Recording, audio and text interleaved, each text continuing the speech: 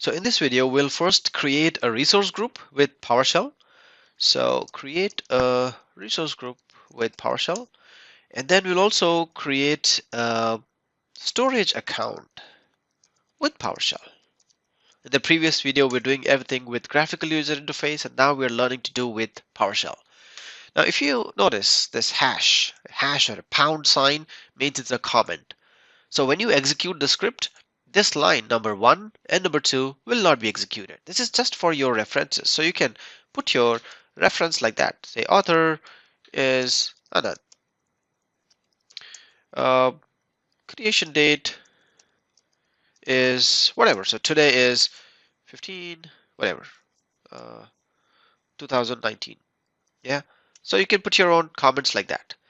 Now, first step that we to create a resource group is to use PowerShell command called new-az resource group. Just say new-az resource group, right? I'm using tab completion so that there are no errors or any typographical errors in the script, right?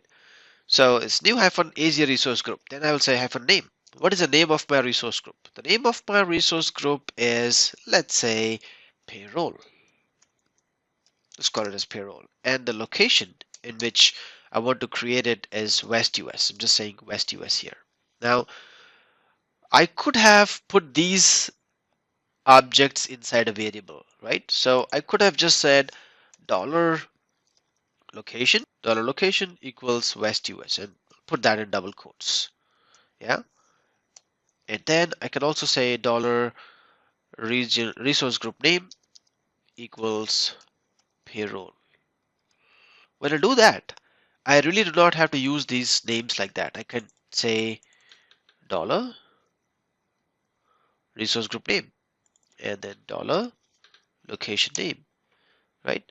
So the values of the resource group name and the location will be picked up from line number 7 and line number 8 respectively. So when the script executes, line number 9 will look at line number 7 and 8 to put those values here because they have already been declared in line number 7 and 8. Let's execute this and see what happens. I will run this. Line number 1 all the way through line number 9 have been executed. Now it looks like the resource group is created. Now if I do get-az resource group, let's say tab completion and see what happens. Resource group, and then this time I do not want to hit this button, this play button. Instead I will use F8 or run current selection. So when I click on this one or hit F8 on the keyboard, it will just execute line number 12 and not line number 1 through 12. If I hit this, which is F5 on the keyboard, it will execute all the lines from 1 through 12. Now I'll just hit this to see the resource groups I have. The one of them that's created is resource group called as payroll. Just looking for that. Yeah, right here. The resource group called payroll is here. So it got created successfully. Next step, what we're going to do is to create a storage account with the same theory. I'll use dollar storage account name. So I'm declaring that first. And the storage account name is called as new storage account. Good. What is the command to create a new storage account? The command to create a new storage account is new-az storage account. Look at the IntelliSense. It automatically pops up the possibilities of or the permutations and combinations of this string being inside the commandlet. Okay, so it's new storage account, new-az storage account, and this time I want to name the storage account as it's already declared in line 14, which is the storage account name. So I'll say storage account name.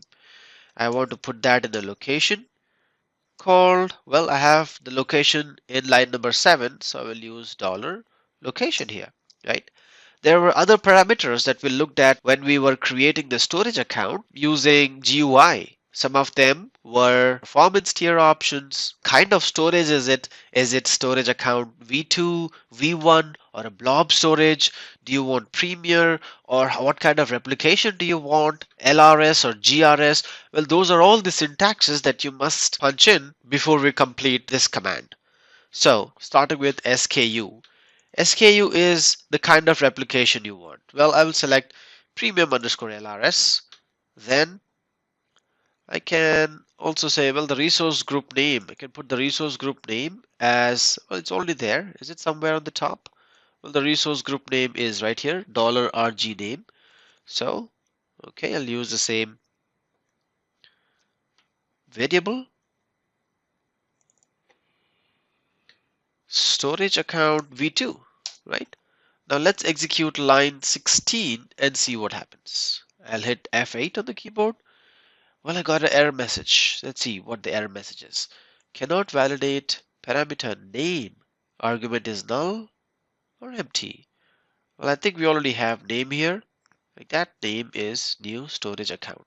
Well, this is, let's put 123 next to it and see what happens. Okay. Okay, so a few things have been cleared up. I did not execute line number 14 earlier, and there was no value inside this particular attribute. So if you look at this, when I'm executing just this part, there is no value inside it. So after executing line number 14, now I could see the value in it. Let's run line number 16 again and see what happens. There you go. Got an error one more time. The storage account name is already taken. So I will change it to something else. It just says that storage account name 123 is already taken by some other subscription. So I will change it to 3108 or whatever. Yeah. And then execute line 14 first and then line 16. Let's see. Looks like this is creating. So if there was an error, it would have populated by now. Okay, looks like my storage account is created. So let's try to do some get operations. So it's a get hyphen az storage account. And then we see that the storage account called new storage account 3108 is created under payroll. Let's go to the GUI and see if the storage account is there. There you go. So go back to storage accounts here.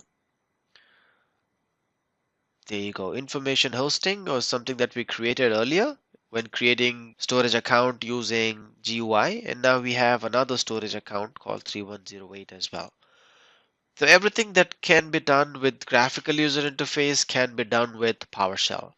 But today in PowerShell we learned number one, how to comment in your script, second, how to declare variables, and also how to troubleshoot few minor errors that we got when executing new-az storage account. In the next video, let's try to create a storage account with Azure CLI.